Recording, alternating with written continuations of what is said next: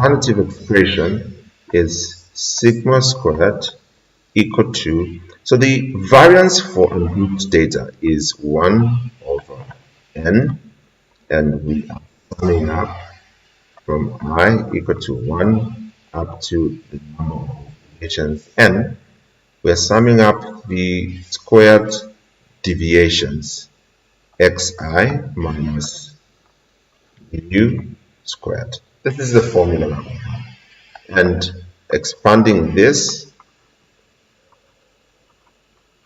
gives us ni equal to 1 up to n of x squared I minus 2xi mu plus. That's what you get when you expand this binomial term. Variance then is equal to 1 over n.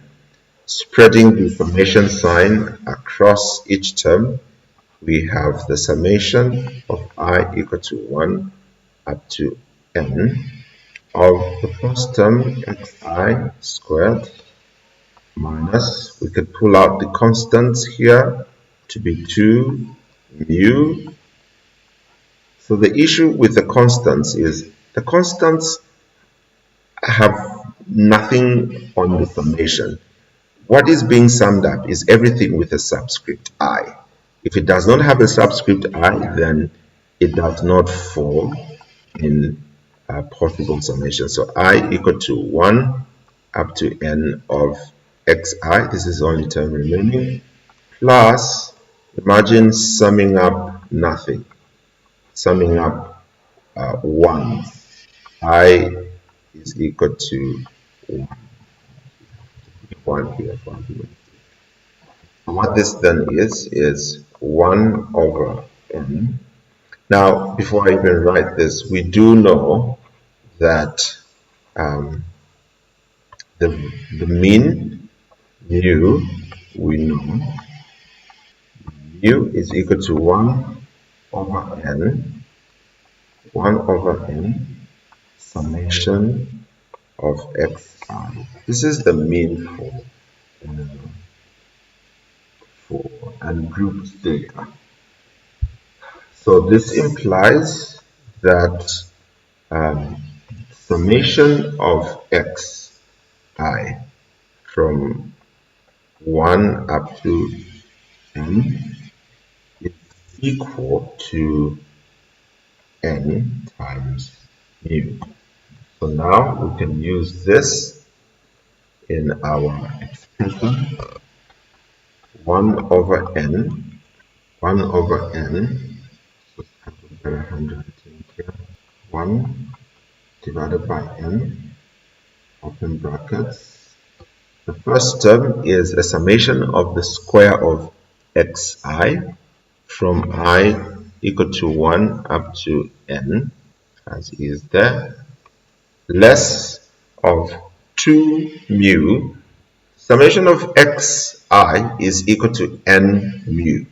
So this is going to be 2 n mu squared plus mu squared, summation of ones, summation of nothing, ones, is simply, you keep on summing 1 and 1 and 1 and 1, you get n.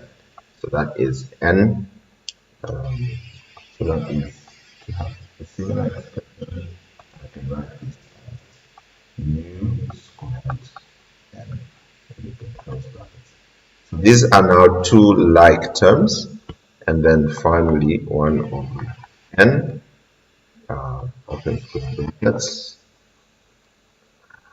from I equal to 1 up to n of xi squared minus n mu squared. And by what we have written in the notes, this is the same as summation from I equal to 1 up to n of xi squared minus n mu squared altogether divided by n. And this is how it is done. One more issue that we have to look at is the last component part C of composite measures.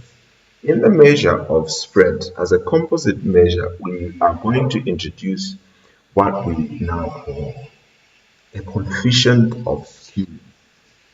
See, information or data set is beautiful if it is symmetrical.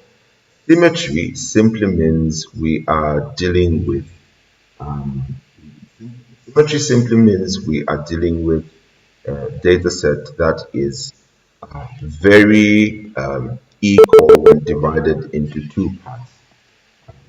Just to show you what this looks like, when you use a histogram, which is something I believe everybody in this module kind of knows, because this is so when you have a histogram, you would have something like this.